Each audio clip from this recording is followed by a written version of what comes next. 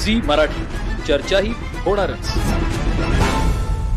सर्वोच्च न्यायालयाच्या निर्देशानुसार कागल ते सातारा 6 पदरीकरण रस्ता पूर्ण होईपर्यंत टोल वसुली थांबवावी तसेच रस्त्यावरील खड्डे तातडीने भरावे या मागण्यांसाठी आज उद्धव बाळासाहेब ठाकरे शिवसेना पक्षाच्या वतीने किनी टोल नाक्यावर तीव्र आंदोलन करण्यात आलं। या आंदोलनाचे नेतृत्व जिल्हा प्रमुख रविकिरण इंगवले यांनी केलं। आंदोलनादरम्यान शिवसैनिकांनी जोरदार घोषणाबाजी करत टोल नाक्यावर वाहनांना टोल न देता जाण्यास प्रवृत्त केलं। तब्बल अर्धा तास टोलमुक्त वाहतूक केली गेली। कागल ते सातारा महामार्गाचं 6 पदरीकरणाचे काम गेले अनेक महिने प्रलंबित आहे। रस्त्यावर ठिकठिकाणी खड्ड्यांमुळे अपघात, धूळ आणि वाहतूक कोंडी मोठ्या प्रमाणात वाढली आहे। त्यामुळे सर्वसामान्य वाहनधारकांना प्रचंड मनस्ताप सहन करावा लागतोय। सर्वोच्च न्यायालयाच्या आदेशानुसार रस्ता पूर्ण होईपर्यंत टोल वसुली थांबवण्याचे निर्देश असून त्याचा अवमान टोल प्रशासन करत असल्याचा आरोप शिवसेनेने केला। टोल वसुली सुरूच ठेवली तर शिवसेना स्टाईलने तीव्र आंदोलन करण्याचा इशारा निवेदनाद्वारे देण्यात आला।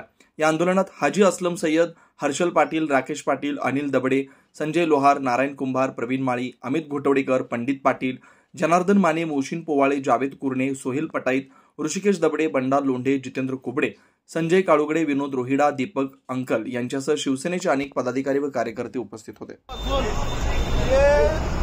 नाक्यापर्यंत जर दुरावस्था बघितली प्रत्येक ठिकाणी काम सुरू असतं आणि काम सुरू असल्यामुळे जर ही तरीही टॅक्स वसूल करत असतील, टोल आकारत असतील तर ते चुकीचं आहे।